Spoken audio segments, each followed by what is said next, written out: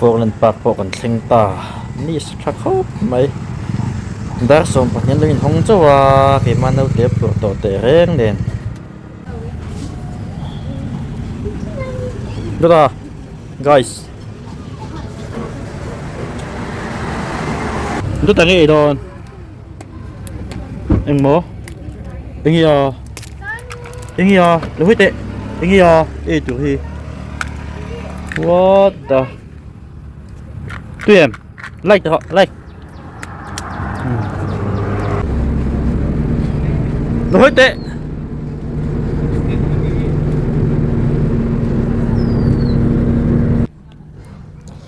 Hun thola hi cho hanin fiam pui te hi ngai ve thina pon chu te hi chak ve thina Spider-Man te kan ni le lop angaya no ma ti ve kho mai fa in chu hoi po hoi ve deuh tran to ngam lo te po ngam ve tran to Apiang asin to Kho Itu seglok lah. Helam pang lo hila. Itu seglok. Oh, le. Cái gì le.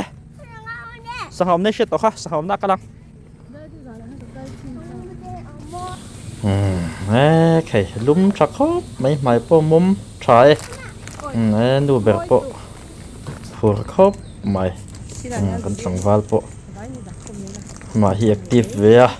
Za khot hi roi ve ni o. Foreland Park. No pang tan chuan lung lung asni lon thiem lung asni lon thiem valon chin te lai lung chunga hian chuang ngam o kan ti a chuang ngam ta lo ni helai sang hat thliak ni hit em mai ni sang hai thliak du wa tu ya che ne ro hlau le thunga ni an moi lamania sang ha ho hi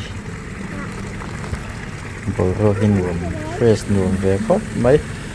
ngor hi ani chi la kan chaw ve a ti hanin ti thoven te hi chung ko han chhuat hi nuam ve a Portland tuna kan kalna pe hi chu kan voi li kalna ve ni tong hei tlai te polo ngam ve to a mai na ngam ngai mi alo ni a ka isang trip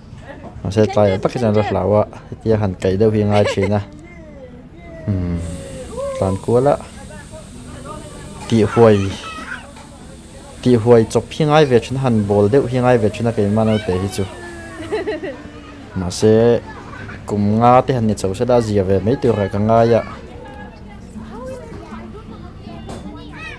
tu na po hi teng te pe ngam ve to ma chun hlau thina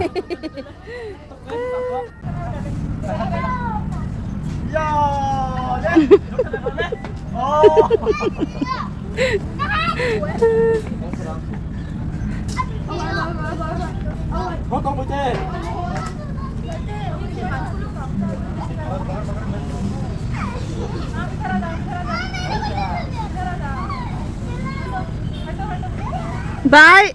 bye đâu thì phun bro bye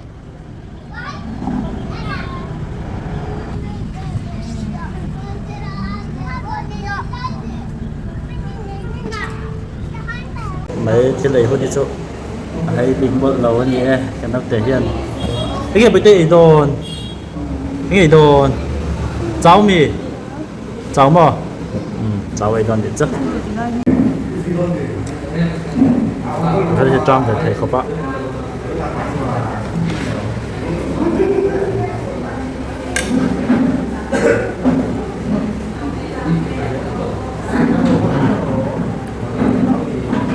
hết mấy rồi hết mấy rồi tụi em like đâu cho like